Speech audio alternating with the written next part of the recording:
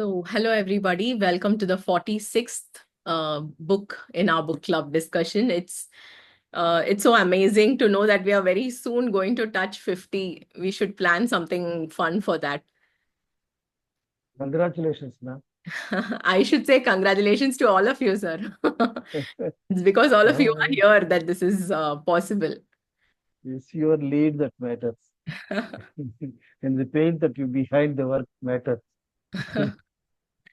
So today, just let's have a little bit look about the book and the author. She's also led a very interesting life, and then maybe we can each of us take 5 to 10 minutes to share our views about the book, and finally we can see some quotes from the book. You could also share your favorite quotes too.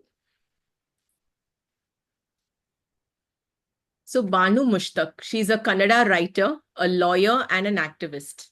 She's 77-year-old now, and 77-year-old Banu was first introduced to feminist ideas in the 1980s.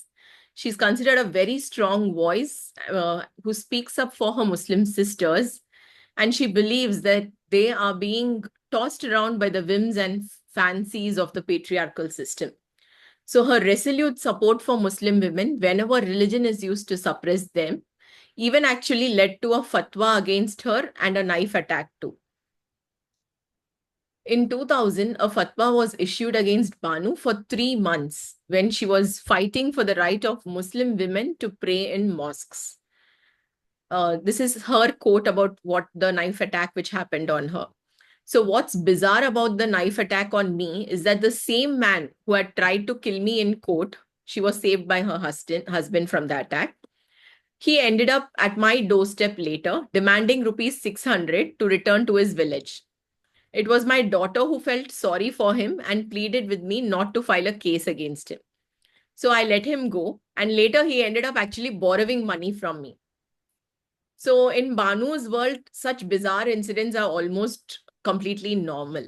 And her role as an activist, in fact, is very strong. And she has people, she says, knocking at her doorstep at even all times of the day. There are women who knock at her doorstep even late in the night. So those are the stories which actually she writes about and which we get to experience in her book.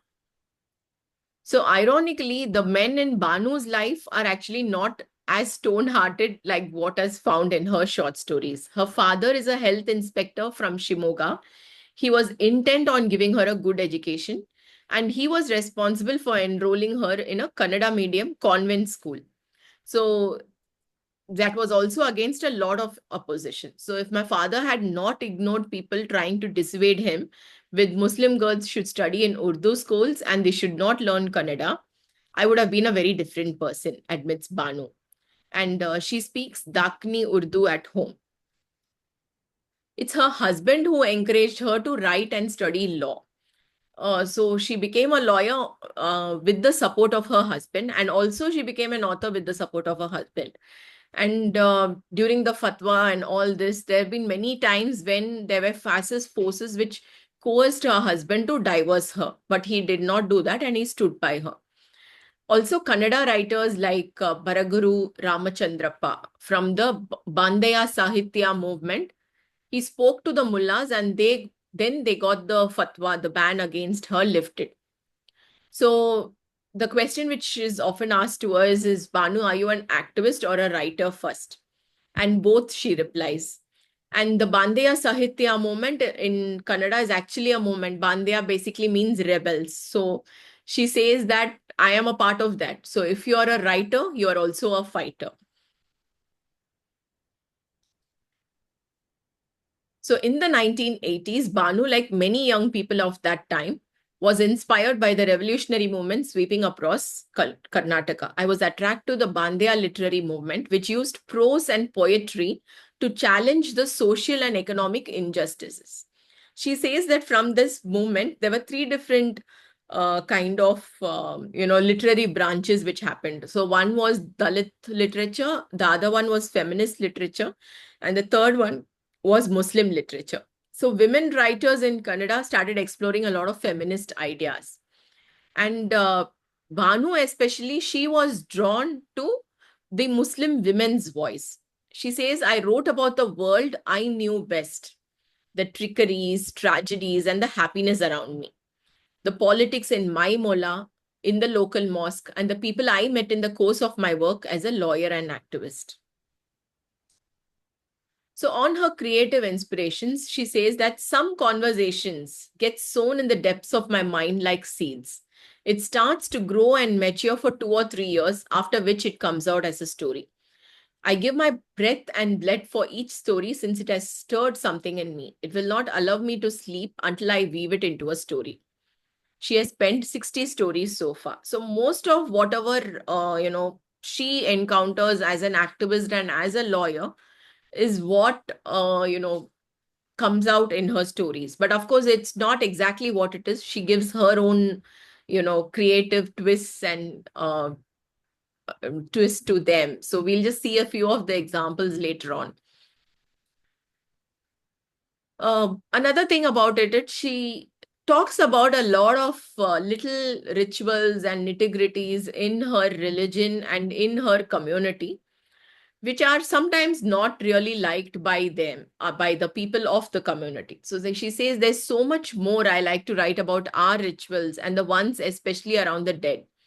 The shroud, which actually deals with the kafan from Mecca. It's considered the most holy, thing. And Muslims buy it, they store it in a safe place, and they tell their children to remember to use it to cover their body at their funeral. So when she talks about these things in her stories, many people criticize me for writing about our traditions. But she says, I'm bridging a gap as a critical insider. So, on the topic of reforms for Muslim women, Banu says, today Muslim women are not surrendering before patriarchy like before. Yet there are many who need to come out of this oppressive hold. Who is to give them solace? In her view, the state is not rendering any help. And it's only politicizing the Muslim women issue, which is actually detrimental for her. So Banu dismisses the triple talaq law too.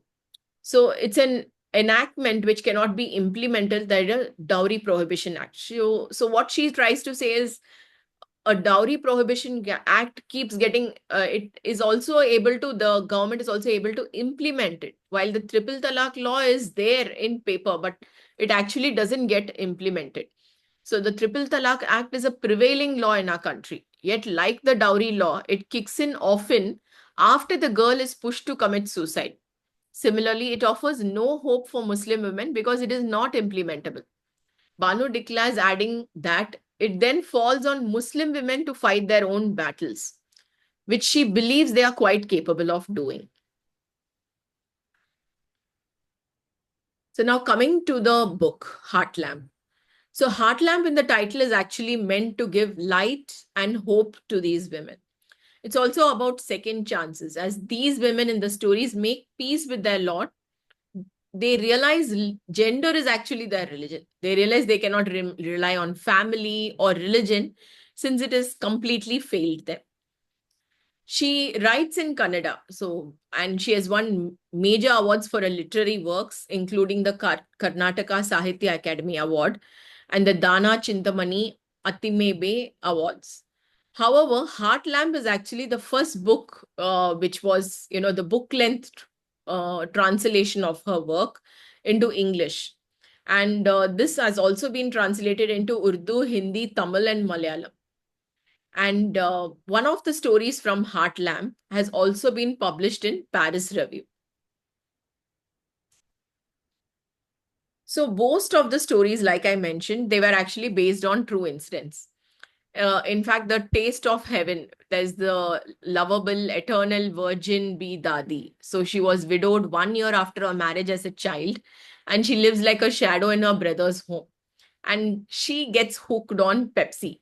And she actually, she's told that Pepsi will help her, get to heaven and connect with her husband. And she kind of believes that.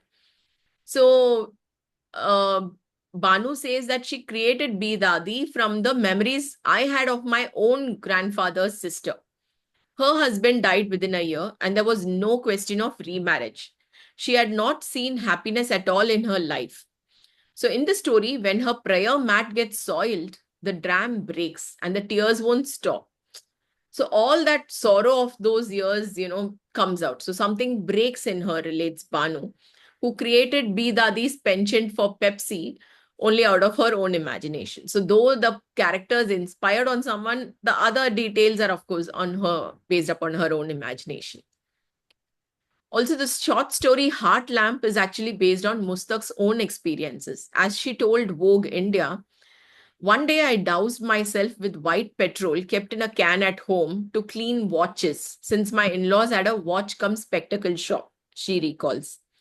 With a matchbox in my hand and ready to strike, it was my husband, who I had married for love, who clung to me and kept our 3-month-old daughter at my feet, telling me to stop. Also, the story, the red lungi. So one group of boys gets circumcised by traditional methods, while the other more privileged group has the procedure done by medical intervention. However, the boy who underwent the traditional method, Arif, actually heals successfully, while the wealthier boy, Samad, actually takes longer to heal and he feels more pain. So Samad's mother, Razia, is actually visibly upset about it. And she says, no, if there are people to help the rich, the poor have God. And Banu, these words of Banu and also many other sentences which she mentions in the book are ones which are used in Kannada, which are used in colloquially in Kannada, and which she comes across again and again. And those have also been inspiration for her stories. Uh, so another thing about the book is Banu tries to have humor and hope in the stories. Uh, she tries to leave you. Of course, there is no resolution in the stories, or there is no story where a person ends up victorious or overcomes their difficulty or something, because change does not happen as quickly as I think in a single lifetime, which is why I think probably Banu tries to keep as close to reality as possible. But she does try to leave a little bit of hope and humor in her stories. So, for example, though the story, ends tragically with a death in black cobras, uh, you know, Ashraf's rebellion, her going and sitting in the mosque, her demanding for, justice for her kids and all those things, though it is very tragically ends in a death, but it triggers the other women in the neighborhood. So they start pushing back, and the way they speak ill of the, and they criticize, they curse the man responsible for it. And also final act of rebellion where the wife says, I'm going to go and have my surgery, I'm not going to be there for a week, you take care of the kids, and she leaves. So uh, somewhere she tries to leave you with hope despite so much of tragedy in the story. So some of Banu's stories are also punctuated with droll humor, and that also adds a lot of charm to her work. And that kind of humor is inherent and deeply rooted in her culture too. So in Fire Rain, it's a comedy of errors for the Maulvi, who takes up the burning costs of exhuming a Muslim corpse from a Hindu cemetery and to give it a proper ceremonial burial in Kabristan, which is the Muslim graveyard. So he mainly wants to focus all on this so that he can avoid his younger sister's demand for a share in the ancestral property. But then there's a hilarious twist at the end of the road. So, feminist writing, Banu says, need not always be about disappointment, sorrow, and struggle. If there is no laughter or punch in our lives, we will turn into psychos, she says. So, there's an impish side to the author, which also comes across in her narration of real life incidents. Sabyari Debnath in Scroll says, in each story, Mustak builds the tension before it becomes unbearable for her characters and readers. The women are aware there's something missing in their lives, though they are not fully aware of the extent of their subjugation. So the book is written very simply without any bells and whistles, which is very appealing and refreshing in some parts. Also, there's the use of Kannada words without any footnotes or explanation. That also is a very interesting take, especially when you're writing for an international market. It was very, obvious that the translation was initially made so that it can also reach an international market. Also, there's not really any solution presented in the stories or any story where a woman wins a situation. So, the cruelty of men, the oppression of the traditional village structure, and the powerful rage of the women united, all of this remain because the stories reflect reality. Change is slow and painful. Also, another thing about the story is almost every story also advocates strongly for reproductive rights. In fact, in Scroll, the review also says about so in addition to an insatiable sexual appetite, the men are also given to marry at whim and cheat their sisters and daughters of their rightful inheritance. Mushtaq reminds the reader that Islam has made ample provisions for a woman's financial security, but the men have twisted the teaching of the holy book to suit their fancy. The permission to marry 4 times is seen by the man as a duty that he is only too happy to oblige. In his hands, it becomes a foolproof method to extract dowry, neglect the older wives, and be philandering in his ways. So, Fire, Rain, and Decision of the Heart, the two stories, are scathing criticisms of these practices. The strong influence of Mushtaq's work as an activist and lawyer is evident in her writing. Bashti writes, she is a bandaya, a rebel. So the men in Mushtaq's fiction are small creatures. They are overshadowed by greed, lust, and anger, an implosive cocktail. Sometimes the best revenge, Mushtaq explains, is to let them perish in the hell of their own making. Bashti's translator's notes illuminate her choices of doing away with italics and footnotes and the style she adopted for translating the stories. It makes for a fascinating peek into a translator's mind. So she retains the musicality of the language and the identity related quirks of the characters. However, at times, some of the more literal translations make for small awkward bumps in an otherwise smooth ride. And there's also this interview of the translator where she says that she purposely did it because if you end up learning a couple of words in another language, it's anyway for the good. Asian Review of Books, also talks about how Banu Mushtaq's life and work as an advocate, activist, and writer is spectacular and dizzying array of achievements. Yet, in its thematic and stylistic repetition, Heartland can, despite the collection's individual successes, prove a bit lukewarm, if not monotonous. I'm very sure all of you must also have felt this. While always there's this emotional punch of a woman suffering under the hand of her abusive husband, it's a story which never grows old. However, the stories in the collection kind of follow the same plot line of abuse, down to the actions of the men and the reactions of the women. So even in the stories sandwiched next to each other, they were sometimes so similar, in fact, that they spark a dull memory of something read 30 pages before. The critical acclaim of Heart Lamp is well deserved. Mushtaq is and has been for decades a writer with a noticeably powerful and profound voice. However, the potential recognition of her stories through Basti's translation of Heart Lamp will introduce her stories already beloved in Kannada to a wider and diversified audience. One only wishes the collection that earned her international fame was tighter and cleaner to accurately reflect Mushtaq's talent. So out of the 60 stories, whatever the 12 stories which have been chosen were chosen by the translator. So Banu Mushtaq kind of gave a free hand to her to choose the stories. And there is this criticism that most of the stories run very closely in theme and style to each other, which makes it feel slightly repetitive. Okay, so let me stop the screen share, and I think I've spoken for a long time. Uh, So someone else can please feel free to, Actually, I read all the stories sequentially till Heart Lamp. They all felt somewhat monotonous. But after the Heart Lamp, the story suddenly they changed. I mean, they were.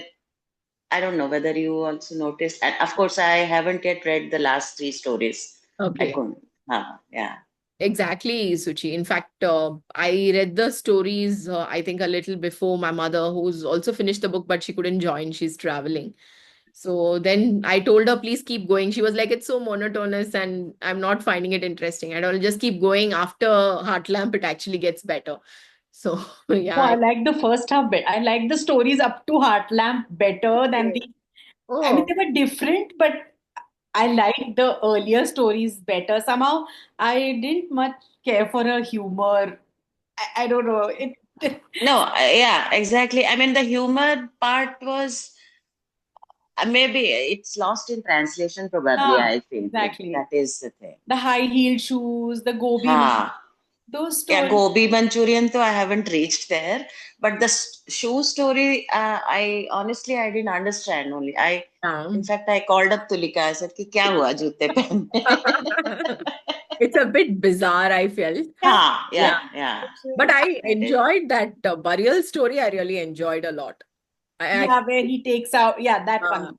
that one I No, really, I'm telling really you, enjoyed. up to Heart Lamp, actually, both of us decided that we finished reading too early, and then when the book club happens, it's like old news. So because we're liking it so much, we stopped at Heart Lamp. Then Baki will read nearer the book club, so we like it's all fresh in our head. But yeah, I truly like the first half. Mm. It was much nicer than the Mm. stories at the end. Also, did you notice the translate? I don't know whether it was a translation thing, but there were so many very Hindu words. It's a Ah, Muslim thing, na? But there's a place she says dharam. She doesn't say iman. mm. And then she says, of course, ek jagah wo Ram Lakshman mention. Yeah. So actually, Tulika, those are things which in fact, when I was reading, I was just thinking whether you all might find it a little different, but in the South, it's like that. Ah, Seriously okay. feel, uh, the kind of language is like language between Hindus and Muslims. It's not so very different. No, no, it's not different. But in The the sense, book, in like some for places she says Ram. dharam, some Uh, places she says iman, some places she said shaitan, some place she says rakshas. It's a uh, mix. correct. That was like odd for me because Okay. I the can mid- see the same thing in Tamil also.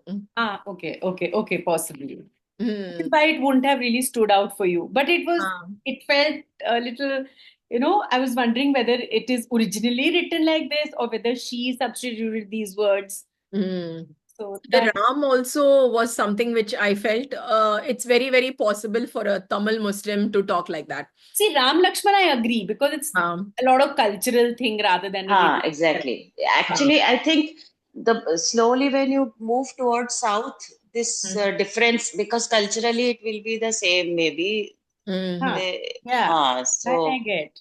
uh, But Dharam, when she said no, I was like, this Mm. doesn't really fit. It should be Iman. And then where did this and come from? especially from Lucknow, you will say, कि, "अरे धर्म कैसे?" Yeah, because in Lucknow, Hindus and Muslims are very together, but very different. Like they have their identities, but Mm, it's a very so in that milieu, I will not use that word. mm, That's how it is. So yeah, mm, I found that interesting. Also, italics. I like italics. mm. I don't know why you have to push my language is part of English language. No, my language is my language. Your language is your language. We can exist peacefully. Yeah. Why should you? Because some words for me, again, some words were, as in, I was a little this thing. I like italics. Yeah. Let me know it's not an English word, and I will look it up or Mm, manage it somehow. So correct. that, but it's okay. I guess I've seen a lot of authors have this thing about, Mm, not italicizing because it others the language. mm. I But see it no is harm in another others. language. I can see where you're coming from. It is another language. It So, is another language. Why should you want to make it one? correct, So, correct. yeah, that.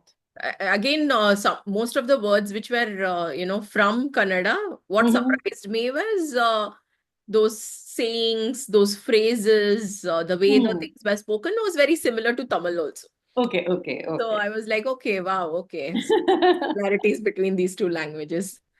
Okay. Yeah, I could complete all 12 stories, ma'am. Oh, great. I wanted to read actually. It Instead of all actually that, moved very fast, actually, no, Shamal Ram. when can To be frank with you, I could do it within 2 days. Yesterday only because I was otherwise yes. But I thought of completing somehow because the stories were few, 12 stories only, and each one is hardly 10, 12 pages. One can easily complete and keep connection. Of Mm, all the stories, actually, last one is outstanding. I liked it very much. The mm. language was poetic. Be a woman once, oh Lord. Mm. That Yeah. really is a good story. It touches your core feelings. That I liked very much. And there are also some stories I could not connect. In the sense, actually, a taste of heaven. Pepsi gives Pepsi heaven, and I could not connect. Maybe it was she was a joke or something like that. How Yeah. come Pepsi gives whatever that is? And number two was also maybe out of it. And in one of the stories, the protagonist tries to get her mother married. Yeah. I Far-fetched, love that actually. one. So howsoever you say, son trying to get her mother married, somehow I could not connect. And this red lungi, maybe she wanted us to know the detailed procedures and other things of that katna, whatever you call it. It's okay. It is a ritual we could know from her story. And after Arabic, I like this fire rain that I like. And there is a quote in it, Hakdar tarse, to angar ke nu barse. If the one who has rights is displeased, a rain of fire will fall. Fire. That quote is local to them. That is there. For instance, if I deprive someone of his rights or her rights, actually, fire will rain. That is one thing. And black cobras also I like. After that, Munni dies, she comes out open and says, actually, she comes out of that. It's the declaration of freedom. You go and watch the house. I'm going.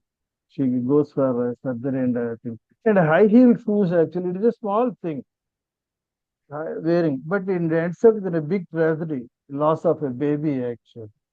So Mm, that also, maybe it is there, we don't know. And soft whispers, a story with fine feeling, a childhood love story, sustained and remembered by the girl, but not by the boy who becomes a Mutawalli manager or custodian of the work charitable investment things.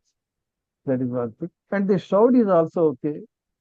She promises a shout, takes collects money, fails to bring it from Hajj, and she suffers from the sense of guilt. Last sentence, if you recollect actually, when she attends the last rites, she feels it is not of Yasin Boa, but her own in the end. When it the guilt of not getting a shroud for her, despite having taken money, she suffers from the sense of guilt. She identifies actually death of that Yasin Boa as her death, the lights of Yasin Boa as her rights. That is one good thing. And language, as you already said, is too simple. Not we don't need to drive to a dictionary every time when you read. Simply written. Maybe that is the expertise of the translator. She didn't go for big words. correct. It's simply translation she has put. She took the liberty with it. So overall, it is a good book. There is no, and we hope and pray she makes it to book. It is there shortlisted. This book. Yes. That is what I was saying. Because normally whichever book we read, it hits the goal. So Uh, if it can make it to book as shortlisted book, if it can add, it will be a credit to the country towards Kannada literature translated. That's what my overall feeling is. Thank you. yeah. Archana, for once I read the book. Oh, great. Wow, Ranjini. Though I read the last two stories. In fact, I read the Shroud just now, last 15 minutes. The Mm, other reason I stopped, I got the book, I think, on 2nd of May or something. Someone was coming from India, so they got me a copy. But I had to stop reading midway, not because the stories were long or anything, but they were repetitive. Like it felt like, okay, how much more misery of these women? Because it just weighed me down. I think I read till Heart Lamp and I stopped. And I'm like, oh my goodness, if the rest of the book is also like this, I probably am going to tell Archana I read only half the book. Then I picked it up. In fact, to be honest, I like the later stories better because they seem to be little bit different. Otherwise, they were all very similar. They were very downtrodden women. There was a lot of poverty, a lot of children. The same themes were repeating, that the women were not treated fairly, they didn't have any say in how many kids they had, and they were burdened with all the household stuff or poverty. Right. One of the things they could have done is arrange the stories differently in that order, right? Because most of us read from first to last. Right.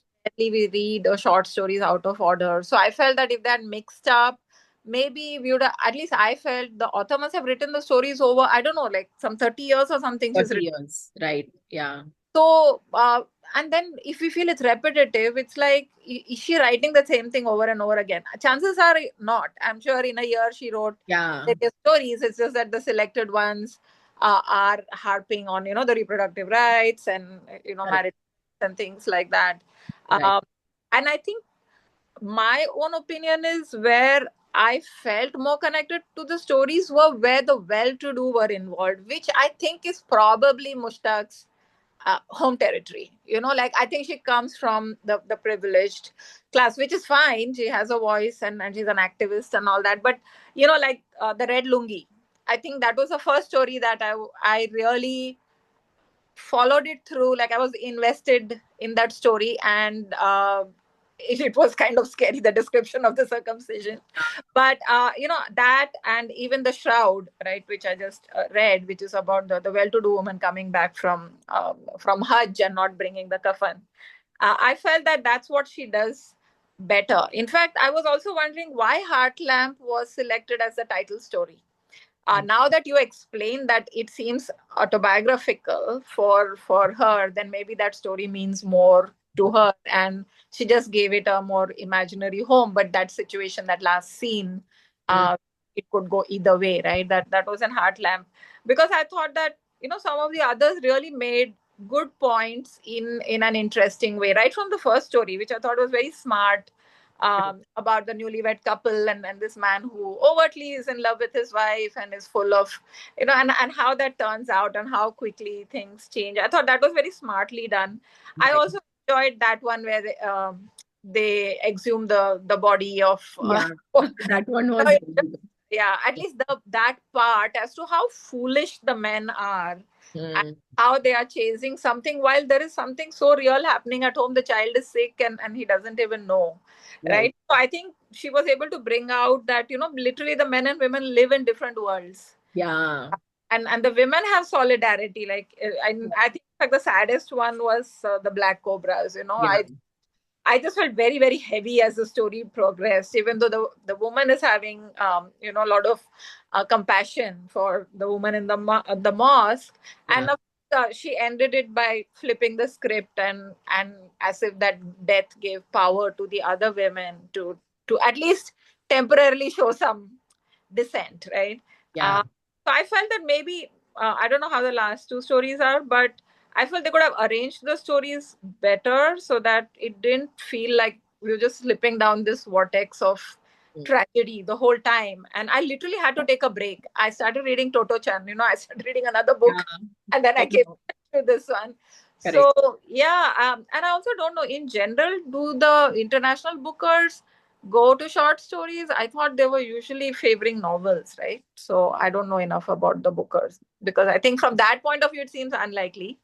But Mm. if novel, perhaps it might have held. But yeah, that's my opinion. Yeah.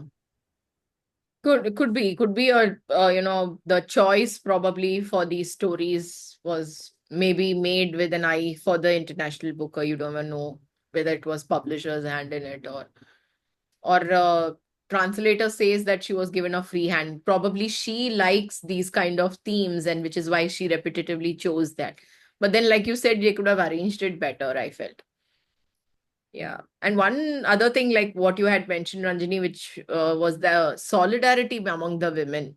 How even the daughter and mothers, the mother with her daughters, and especially the eldest daughter, seems to be a character who supports the mother in literally all the stories. I felt like we could see that repeated again and again. And So, also, it was sad that they didn't have much agency to make that happen. Like the mother wanted the daughter to go to college, but hmm, it also seemed like since she had very little choice, hmm, and she also needed support, so the elder daughter had to literally be another mother to all the subsequent kids. correct. And it felt sad because then you are repeating that same pattern. Even though in your head you may want a different future for your child, Mm. uh, your today's actions are actually dooming the next generation also Mm. towards that. Also, like in some places, I felt the men were like caricatures. Like either they were stereotypical or they were like that fellow, right, who wanted to get his mother married. And I was thinking, if his wife is so abusive and so, why is he taking all this lying down? Like he seemed like the alter ego of the women in most stories, right, where they Yeah. had Mm. at the mercy of the men. And I was like, why is this guy taking all this nonsense from his wife? So again, I think she also makes it a point. Maybe those, the men are minor characters in that way, though they have a major say in what happens either in the family or Mm. like, oh, I'm not going to have an operation, right? That kind of stuff, which is Correct. just, I said it. I'm not. This is not up for negotiation. Mm. So some things I thought were smartly done, but yeah, they could have either adjusted the stories or picked maybe from her repertoire a little better. Yeah. But like you said, maybe it has a greater chance of Booker. Yeah, Oh, one possible. has to expect the unexpected. Right. Let us see. think Booker picks books like these, like, sad stories or Yeah, again stereotyping a country. correct. So they probably, that's, I don't know, it makes me feel very angry when I think of, there are so many I know. other Yeah, like good stuff being written, but yeah. very, very true. In Even the fact, White Tiger, I had the same complaint. Like a mm, lot of it was true, but that's not the only story. Which is why when I read it first, I just didn't like it because it shows up the country in such a mm, not too positive a light. So to yeah. that extent, yeah. But I think probably the West is happy when you have when they see only such a view. Yeah, I know. Yeah. That's what is the sad part. Yeah, Yeah. Slumdog Millionaire's success, Yeah, right? exactly. It's just I read the book many years before the movie came out, and when the movie came out, I refused to see it. I didn't see the movie. I was like, hated the book because I thought it was so full of stereotype. I mean, you can't have every chapter be a stereotype, yeah. You can. Which one, Ranjani, you're talking about? Slumdog Millionaire is based on a book. Okay, okay. Yeah. I saw the movie. I didn't read the book. I Okay. years before the movie, and when the movie came out, I'm like, I'm definitely not watching because I hated the book. I was like, how much stereotype can you put in one book? It was a very thin book. And it Okay. was a diplomat because Swaroop is a diplomat, and I'm thinking this is the India you're showing everyone. You have lived in so many countries, so I felt that some are written only for the eyeballs, Mm. or with an eye on the awards. So though Banu Mushtaq is probably very representing the her milieu very well, but Yeah. sometimes I feel right you have to pick the correct gems. Yeah. Yeah. sad No, that in only fact, if you Booker. see the Booker Prizes website, from which like most of the interviews and other stuff which I picked up from their website. The website does not have the cover for Heartland. So the cover which we have here is not there in the website because when the book was given to them, the book was not even published. Only that collection was there. So the cover design also was not decided at that point when it was submitted for the Booker. So it was it's only got the first page, the very first page that we have of the first story. I think this is the one which is there. The first page is what is there as the cover on the Booker Prize website because they don't have the cover was not ready when it was actually went there, I guess. So probably there was a very, there was an eye there by the publisher. Oh, so it was just sent as a collection with no Yeah, name. yeah. It was sent as a collection, which is going to be made into a book, but the cover is not ready, book is not ready, nothing is ready. So it's just gone. Like you remember, Tulika, after we chose, it took 15 days before the book Correct. was actually we Right, could right, order right. the book. Pre-order pay that you Yeah. were. Yeah, right. That's Is it So first before page of that, the Shroud story? yeah, The cover that is yeah, the shroud the story, correct. Shroud actually on days when it is impossible for Shahjahan to wake up. I was Right. also thinking where from this has come. Then I crossed it and found it is from the Shroud. Yeah, right.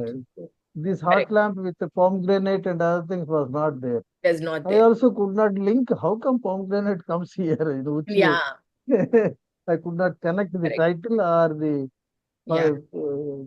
cover of the book with any of the stories. Anyway, that happens. But that makes sense, no? Yeah. Because that if you look at the cover of the book that we have, it says International Booker Prize long Yeah. list. Yes, Shortlist. Correct. no, it says long listed. Long Long listed. listed. Yeah. Yes, Right. yes. Hmm. See, after it was selected, maybe Penguin decided to print it. Who knows? Possible, possible. Yeah. Business case. Anyway, so we know I think by now we all know how publishers are and how this whole thing works. So it's okay. It's how it is. No, considering she has such a large body of work, right? Yeah, I yeah. mean, yeah. So she's not some unknown or No, some. the collection I meant, like the exact choice of the stories and other things is sometimes, of course, they have, I think, a huge say in what gets done, right? Yeah. Yeah.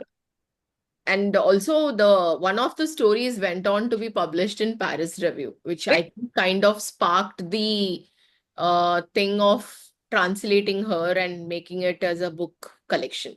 Which story? Oh, What yeah. was the story, ma'am? I In Paris forgot. Review? I read it, but I forgot. Did I have it and did I mention it in my Say which one? presentation? No, you didn't. I didn't mention which one is it. Yeah, because Okay, there also not which one. I'll find out and I'll let you know. I read it somewhere in among when I was reading it. I read which one. I don't remember right now.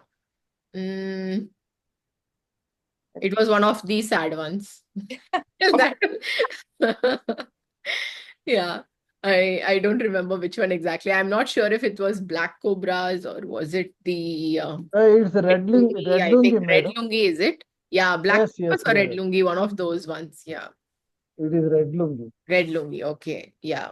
Etna and other things, well, Mm.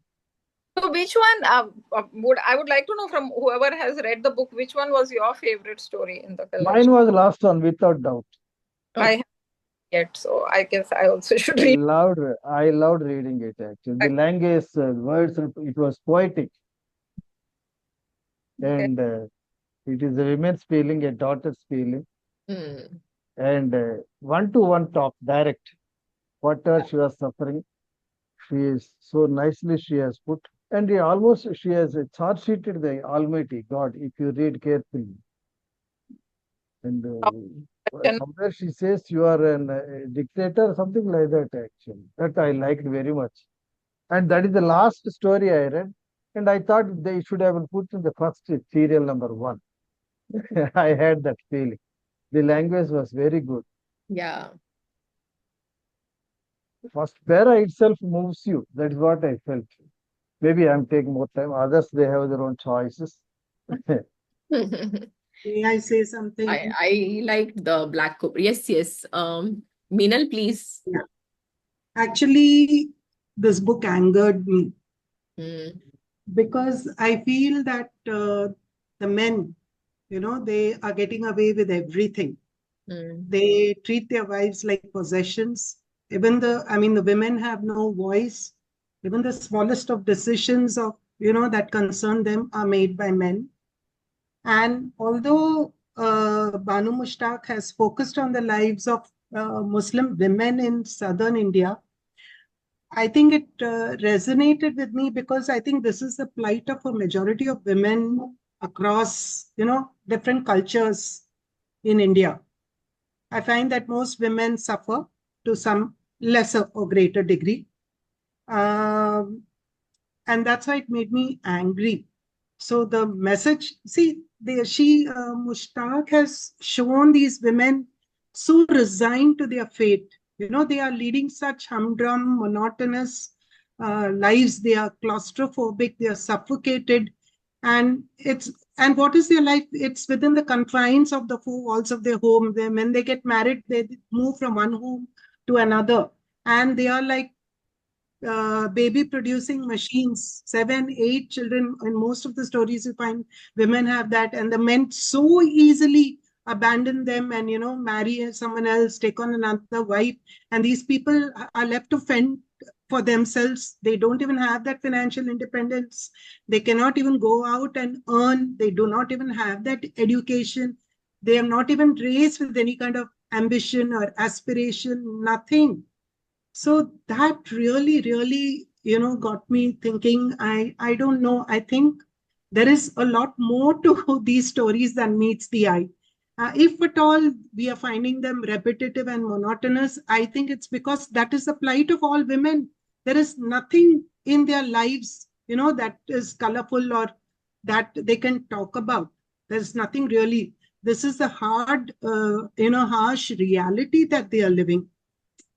So basically, this is what I think Mushtaq, she's trying to tell us, that, she's looking through the lens of this domestic fear. I mean, the life of domesticity that they are leading and how constrained these women are by it. And yet, in some of the stories, she has shown that these women are tenacious, they are resilient, they are resourceful. Like in that Black Cobra, also in the end, how she decides, she dumps the 7 children on her husband and she says she's going there to get herself operated, and she storms out of the house. So to some extent, she's, I think, urging the women to take control, to take charge of their lives, Correct. though they do not have that scope or that opportunity.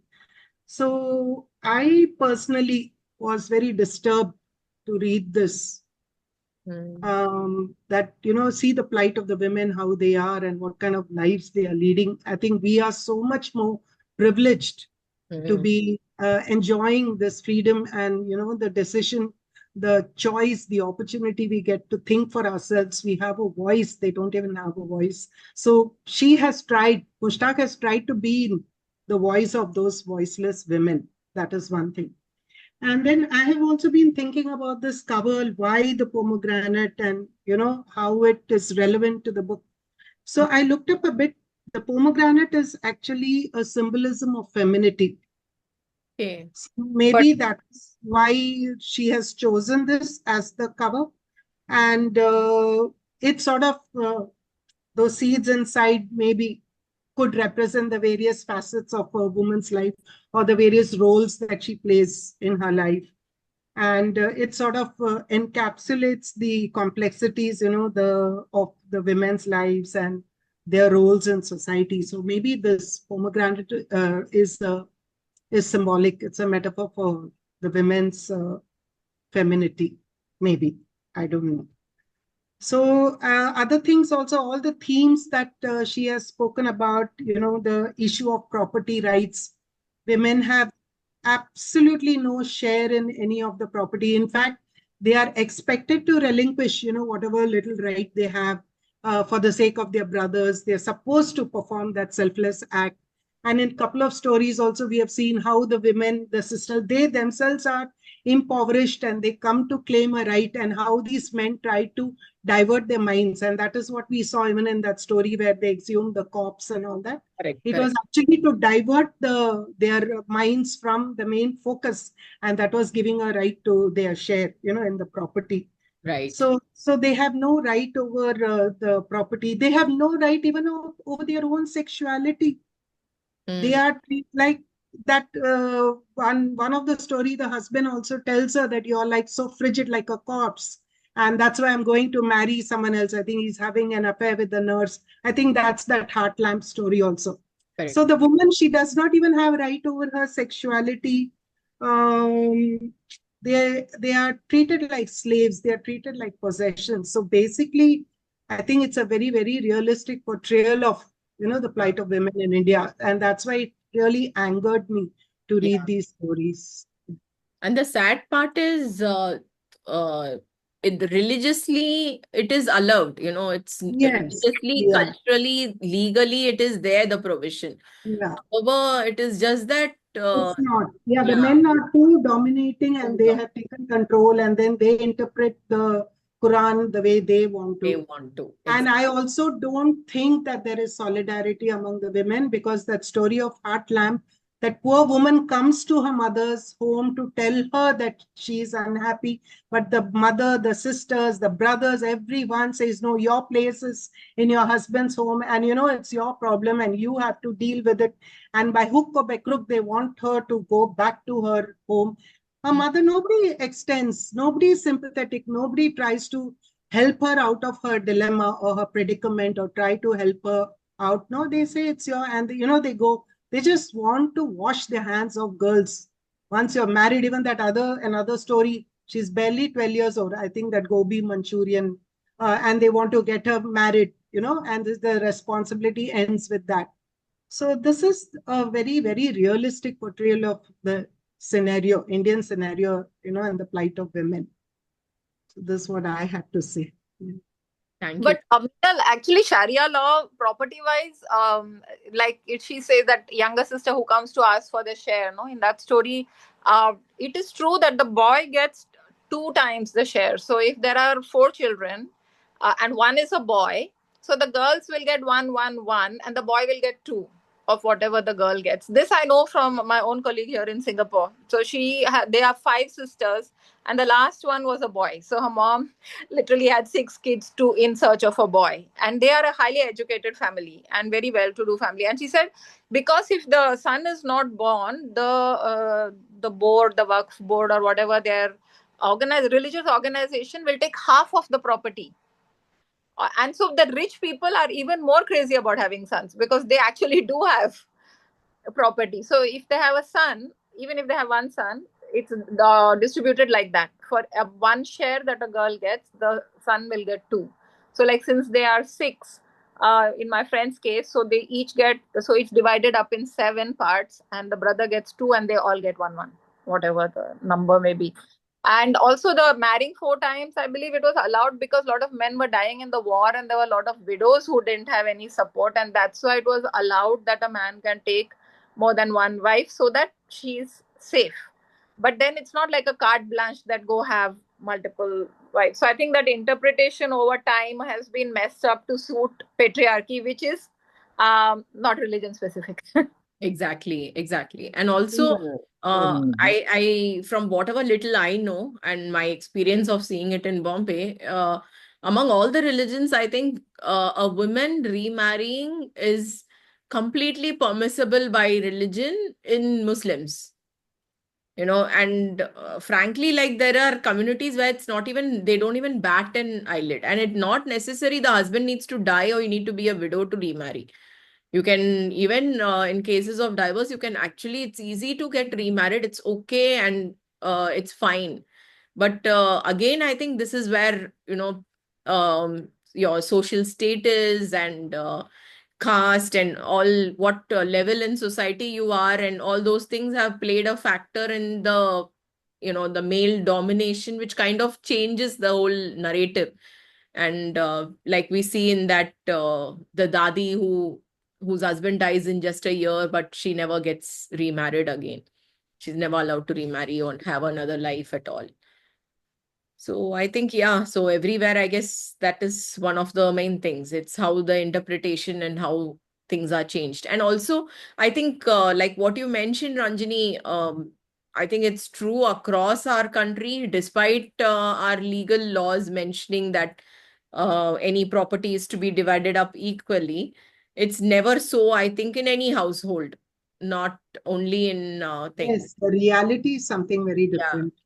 Reality is very different. And I think despite whichever religion you belong to, I think that's how it is in our country across everywhere. Even if there is something given to a girl in the house, without any case or without any legal things initiated by her.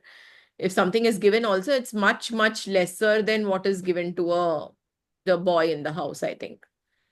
I wouldn't agree with that based on my own experience. I'm between 2 brothers, and when our parents died, we didn't have much. But whatever we had, because that's how we were brought up, that everything is equal, there has never been any question. Okay. And I think also what you accept and what are the principles that you live by, because at least for Hindus, because we don't go by Sharia law, right? So the constitution says it has to be equal. And it is not a new law. It's been there since 1950s, I think. In fact, you are the first person I've heard in whose house it was divided equally. Till date, I have not heard anyone in my own family or in any friend or anyone who has got it equally divided among the, brothers and sisters, and it was given. Yeah, so I think it's also, first, I don't think for me, I knew the legality. I was just brought up like that. And I remember my mom died first, and my dad was surviving her. And he was trying very hard to do everything equal. And I told my dad, why are you bothering so much? He said, your mom will not let me be if I'm going to meet her when I die, and she will not allow me if I don't do it equal. So that's the principle of the house. But there's a YouTube video, and this is like off topic, but Vikram Seth, the author, right? His mother Leela Seth is a lawyer and a judge, and there is a small YouTube clip by her, and she was one of the instrumental people in making this a law. And this was back in the 50s and 60s. So it's an old law. All of you who are on this call, at least make sure in your house it is done equal. And if Archana, you should say, I know only one person in whose house it was done equal, and that is my house. That's fine. Start. So the thing what happens is, Ranjini, like what I'm saying, like even my maid for that matter, okay, she's from Bihar. She knows this is the law, okay, and she's a maid, so she's literally suffering over here while her brothers are in very, very cushiony. They are from a business family. They are doing really well. There's cars and bikes standing outside their doors and everything. But except for a sari which they gift her every year, there is absolutely nothing which she gets from them. She says, I know this is the law. I know I have an equal right to this. But the only way I can get it is if I put a case on them. Okay, which means that I will get property, but then I will lose my brothers, which is something I don't want to. So I keep quiet. So this is I think the reality of the thing is this is how it is. So unless the parents do it equally and take that step of doing it equally, a daughter can never do it unless she's okay about losing a relationship with her brother. I think that the thing about many Indias is really true, because sometimes when you look around you, I feel everybody gets equal share. Luckily, I only have a sister, so no danger. But around, I don't see this discrimination. But when you read about it, it is so real. It's so real. It's so real. Yeah. And it's not real only among poor or something. It's real everywhere. Probably for my circle, I feel कि बड़ा equal है, and I have a lot of Muslim friends, and they are really progressive people. They are professors, and so Yeah. I don't see any discrimination. Yeah. But it definitely is there. Correct. But can I make a point? I think in where it gets where a person can make a difference in this is the mother. Mother has to say that this is the law and I will apply the law in my house, and make that very clear, like with no doubt. Because I have friends who are like me. They are all like one out of three kids, and they are the only girl, right? So I have one friend who's the eldest and has two younger brothers, another friend who has two elder brothers and she's the youngest. They're all my peer group. We are all in our 50s, okay? And both of them assume that they will not get equal. And I think because their moms are not clear. In my case, because my mom was very clear, we were brought up like that, there was no doubt in anyone's mind. My brothers would not even think about messing this. And of course, I mean, we were brought up maybe more egalitarian. I grew up in Bombay. But I also feel that the mom, whoever, whatever age you are a mom, you have a lot of power because you can set the tone in your house, at least in the educated urban thing. I can't talk about rural India. It's not my experience, but we are aware, right? So we have to either call it out or spread the word, or at least in our own homes make sure it That's does. only possible if the mother has her voice, which is Exactly. where she can make that point, and that is not there for women, even in richer or even. So you are talking about Bombay. I'm telling, even if you grow up in US or Singapore, also the mother may not have that voice. Not all mothers have that agency to push through. Exactly. And a lot of them won't even believe in it, yeah, Rachna. That is the thing. Exactly. They have to be convinced before that they can push through this. Correct. Yeah. Correct. Correct. Even they may have feelings, but they do not have strength. Right. That's true. That's true. They might They want have to do feelings, it, but they all cannot their do it. daughters Yeah. must be okay. They'll- They don't correct. have the strength, power to do it, actually. Again, Correct. it goes to the hands of male members in the family, Exactly. brothers or father, like that. So naturally, they are sidelined. It is a fact of life in Right. our society. Correct. And another thing which I've seen is among Tamilians is that usually we have a lot of gold. So there's always this thing, gold is for daughters and properties are for sons. But the reality which happens is that usually parents, especially mothers, end up living with with the guy in the house, with the boy in the family. The girl is usually sent away. So when the girl comes, and actually when the lockers are open, there's no gold remaining. It's already gone. The daughter-in-law takes away in many Yeah, cases. daughter, whoever, daughter-in-law, sons, whatever, so it's already gone by the time, the daughter really comes and actually has a look. So there's so many of my friends who face the same thing. So, and you can, of course, raise your voice, but then it's at the cost of a relationship. So then finally mostly people give it up. They're like, why do you want to do this? That's what. But that's like you are just then you are culpable as well, no? Especially generally, you are taking it. Ranjini, when it's done by your mother, it's clear cut. Your brothers know this is what is coming. So they're not going to be angry with you or fight you for something. But if it's not done by your parents and you put a case against your brothers to get your share, it's going to be a very different scenario then. No, I know. That's what I'm saying. That wherever we are in our lives, we should make it a point to make it equal. Even if it may be like I was lucky that I had a mother who made a point, and she was even our gold jewelry was divided by three. And that was written well before my mother died, and my mother died very suddenly. So she was prepared even before. So I think I'm very lucky that way. But I'm also saying that because she made that change, we have imbibed that, and we are not going to also repeat it in our own next generation. So Yeah. somebody has to cut that, no? Somebody Right. has to cut this way of passively accepting and saying that I will set the stage. Right. Stage So so maybe we can take the initiative in our houses, but I don't know whether this is going to be done in our parents' houses or it's going to be done by our grandparents for our parents. So that is something I think we will not be able to really. I used to tell my mother-in-law that you better give your jewels to your daughters now itself, because you don't know what your sons are going to do. Yeah. And she'll be like, "Oh, then what will I wear?" That is true. Now, that is Yeah. another thing, Meghla. That is very true. They'll be like, that is my security for future because a property is not something which a mother can He's like, sell. because I'm having that only, these guys are respecting me and they come to see me. Correct. It's Correct. like that. Right. Yeah. So then there is understanding from where she comes, and okay. Yeah. Yeah. So these are kind of very messy things, I think. And I like what Ranjini says, it would be so much more easier if parents are very clear about these things and they do it. And if they Yeah. do it, it's of course nobody's going to question them. No, that's the better thing, actually, I feel. Yeah. Right. Because I know one auntie and uncle, they have settled everything for both their son and daughter. Everything they've done, finished it now itself. So Correct. it's like properly they've drawn the line. So like both the children know also. And I feel that is to be done. Yeah. Yeah. Anyway. Tuneer, would you like to share anything? I hope you enjoyed the discussion. too much. Definitely, the discussion was quite enjoyable for sure.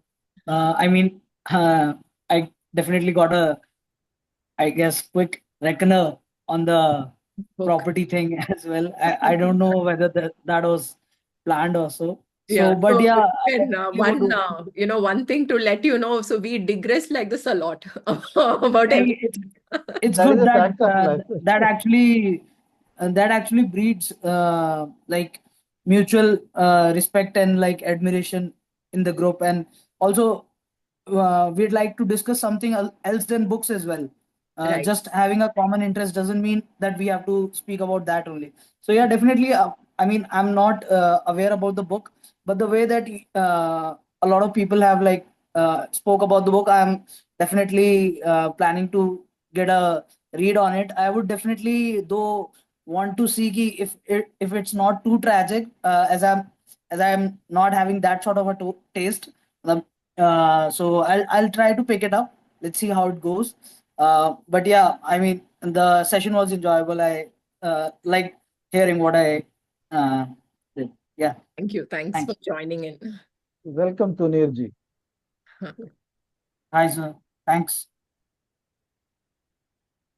Also, we should choose our next book.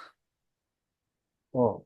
Yeah, I think Shamal Rao ji, you had not voted. Did you not No, like I, any of the no, suggestions? I have not voted. I was confused of all the books. Then I thought, actually, let me read a blurb on the book and then I will go for it. Mhm. But you choose for me, ma'am.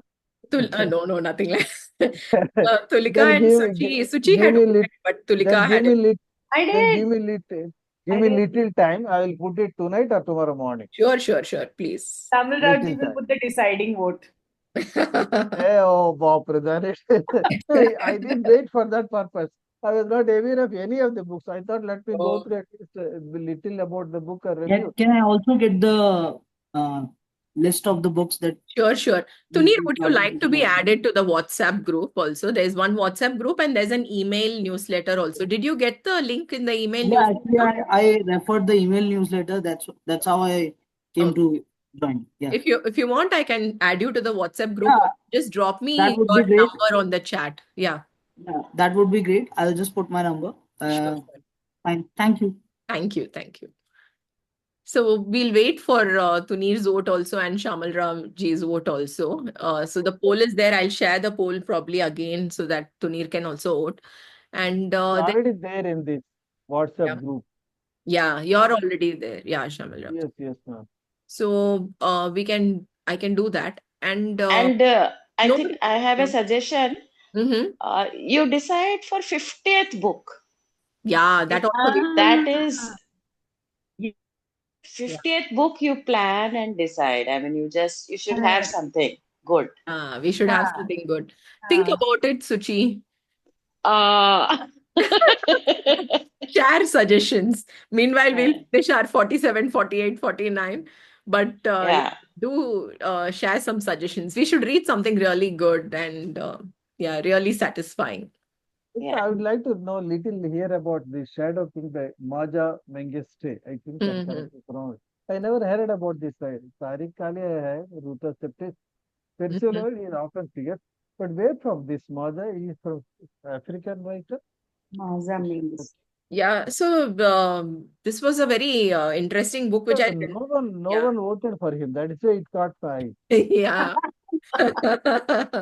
Ethiopian American, it says. The author. Yeah, Ethiopian women. And it's so there were some of these Ethiopian women who fought against Mussolini during his invasion, and it's about them. Then it is a political discourse. Mm. Stone Woman also sounded interesting. Actually, all four are very interesting. But James, I thought many people will vote for James. Nobody was interested in that, is it? James, I've Yes. seen a lot on Instagram, lot. Yeah. He Yeah, often figures in Facebook also. This James, the correct. 2, 3 groups I have seen.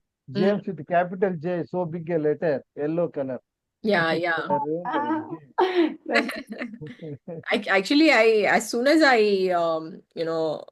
knew Heard about it. that it was about Huckleberry Finn, I immediately bought the book, but I've not yet read it. Acha.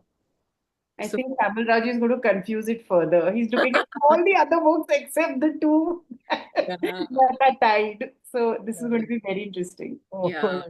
Fountain of Silence. I think Tulika voted for Fountains of I Silence. voted, yeah, because I've read another book by Ruta Sepetys and I really liked it. So Okay, for her familiarity, I went by that. okay.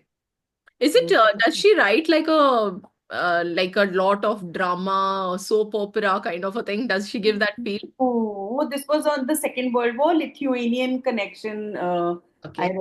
okay. And I like her style of writing, the short chapters. Oh, okay. At least That that. was something like that. All the lights we cannot Uh-huh. kind of. A Uh-huh. little That bit was a like good that. book. And I never read about Lithuania being part of Exactly. It's the same book we both have read, no? That Stalin and all to the sea. he banishes Yeah. them Mhm. and Yeah. all that. Yeah. That's what all actually Stone Woman was also interesting. Really. Huh. Like between these two, I was trying to decide. We looked up Tariq Ali and all also. So yeah, that also. Ottoman Empire. That's why Suchi voted for it. Yeah, yeah. Yeah. That was also interesting. Hmm. So okay, then we'll leave Shamal Rao ji and to Yeah, I Request Shamal Rao ji to think about Ottoman Empire. Which one? That is Kamal Raj, they are bribing you. Now you can ask for some bribe. No, I told at the Stop. beginning to madam. I told for me, any printed is worth reading. Ah, Sweet. That was from. It's not my quote actually. It is from Somerset Maugham in his book The yeah. Summing Up. Ah. He said So, it. Anything. yeah, Shamal Okay. Rao ji, you are from Berhampur. I am also from Berhampur. Just look at I'm this. Berhampur, What is ma'am. going I'm on here? Berhampur. Archana, stop recording. I know we should stop recording. Anyone